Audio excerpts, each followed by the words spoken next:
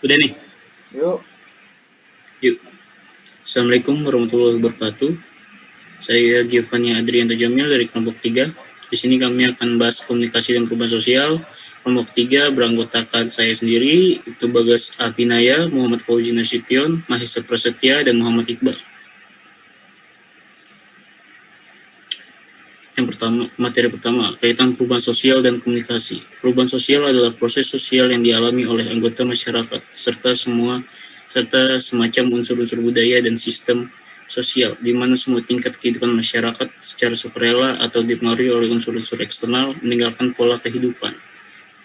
Budaya dan sistem sosial lama kemudian menyesuaikan diri atau menggunakan pola-pola kehidupan budaya dan sistem sosial yang baru. Perubahan sosial dapat diartikan sebagai suatu variasi dari cara hidup yang telah diterima, baik karena perubahan kondisi geografis, kebudayaan material, komposisi penduduk, dan ideologi, maupun karena adanya difusi ataupun penemuan-penemuan baru dalam masyarakat.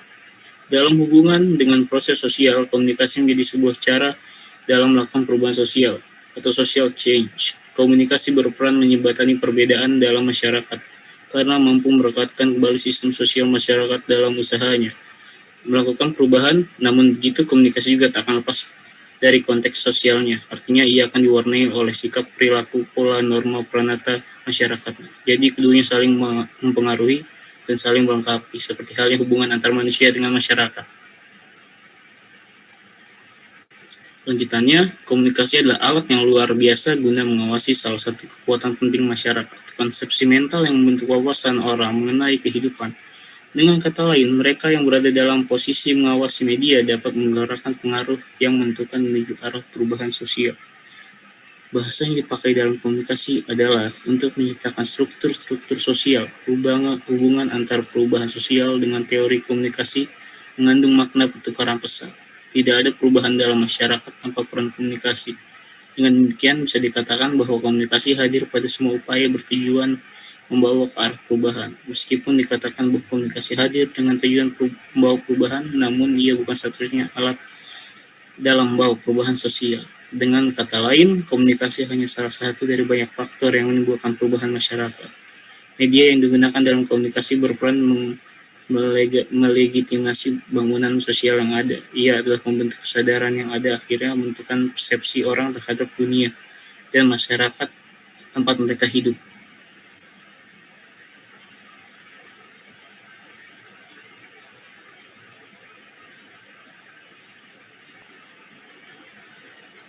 perubahan sosial adalah hal yang tidak bisa dihadirkan dari kehidupan bermasyarakat karena manusia merupakan makhluk sosial, berbudi dan selalu merasa tidak puas.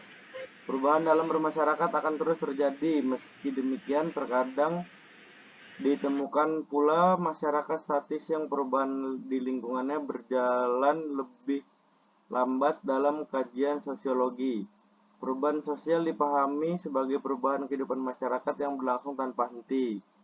Ini akan terjadi sepanjang masa. Hakikat perubahan ini adalah keinginan setiap orang untuk selalu berubah agar keadaan menjadi lebih baik sesuai dengan kebutuhan. Ciri-ciri perubahan sosial. Pertama, setiap masyarakat merasakan adanya perubahan sosial dalam lingkungannya. Baik itu berjalan lambat atau cepat. Perubahan ini terus-menerus tanpa henti. Kedua, saat perubahan dialami oleh lembaga kemasyarakatan, maka akan terjadi perubahan pula di lembaga-lembaga sosial lain. Ketiga, di organisasi dapat terjadi jika perubahan sosial berlangsung sangat cepat dalam suatu kelompok masyarakat. Namun sifat disorganisasi ini hanya sementara. Keempat, perubahan dapat terjadi di bidang kebendaan atau materi maupun spiritual. Kedua bidang ini memiliki kaitan timbal balik.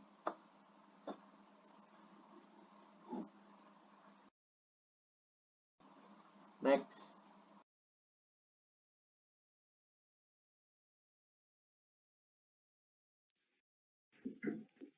Faktor-faktor penyebab perubahan sosial. Perubahan sosial dapat terjadi jika dipicu oleh faktor-faktor tertentu. Jika dikelompokkan, sejumlah faktor itu bisa dibagi dalam dua jenis, yakni faktor internal dan eksternal. Faktor internal, 1. Bertambah dan berkurangnya penduduk. 2. Adanya penemuan-penemuan baru. 3. Terjadi pemberontakan atau revolusi di suatu negara. Faktor eksternal. 1. Perubahan lingkungan alam fisik. 2. Peperangan. 3. Pengaruh kebudayaan masyarakat lain. Teori modernisasi. Dalam sebuah komunikasi internasional, terdapat sebuah teori yang berperan penting di dalamnya, yakni teori modernisasi. Teori modernisasi adalah teori yang menyelesaikan perubahan masyarakat dalam dari yang tradisional menuju ke masyarakat yang lebih modern. Next.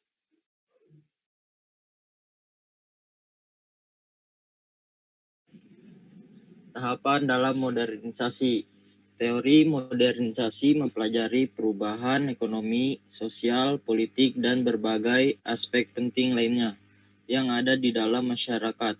Namun perubahan itu harus melewati beberapa tahapan terlebih dahulu. Berikut ini adalah beberapa tahapan dalam modernisasi. Yang pertama ada masyarakat tradisional. Masyarakat tradisional pada tahapan ini adalah tahapan di mana masyarakat masih sangat tradisional dalam melakukan berbagai kegiatan.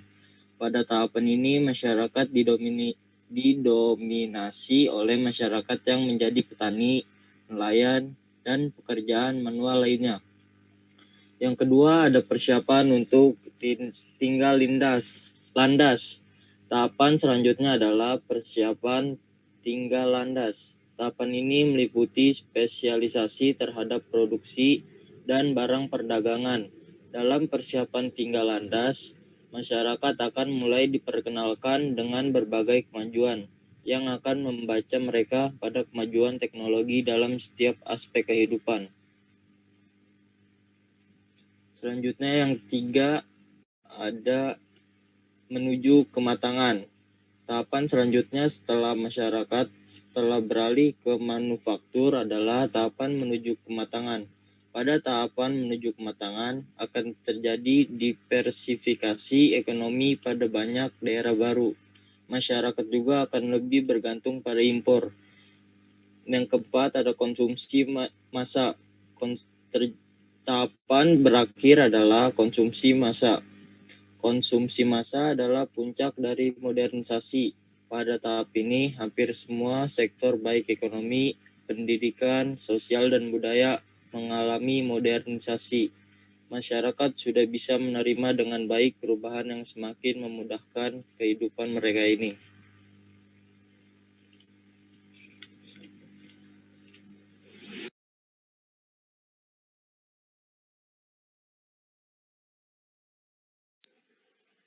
Konsep teori modernisasi dalam komunikasi internasional.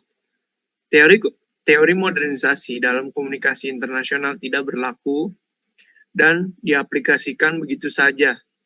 Terdapat dua asumsi yang mengatakan dari mana konsep teori ini bisa muncul. Pada asumsi pertama, mengatakan bahwa teori modernisasi muncul dari konsep metafora yang berasal dari teori revolusi. Konsep ini menjelaskan mengenai revolusi yang terjadi akibat dari Perang Dunia Pertama dan Perang Dunia Kedua, di mana banyak terjadi perubahan modernisasi di negara dunia pertama. Pada asumsi ini, teori evolusi mengasumsikan bahwa modernisasi terjadi dengan proses yang bertahap. Homogenisasi, proses yang memerlukan waktu yang panjang, di mana negara atau masyarakat diatur untuk menjadi Eropanisasi atau Amerikanisasi. Sedangkan pada asumsi kedua menyatakan bahwa teori modernisasi berasal dari teori fungsionalisme. Teori fungsionalisme lebih memfokuskan pada perubahan yang terjadi akibat adanya proses yang lebih sistematik, transformasi, dan adanya proses yang terus-menerus tanpa henti untuk mencapai kemajuan atau modernisasi yang diinginkan. Kritik terhadap teori modernisasi.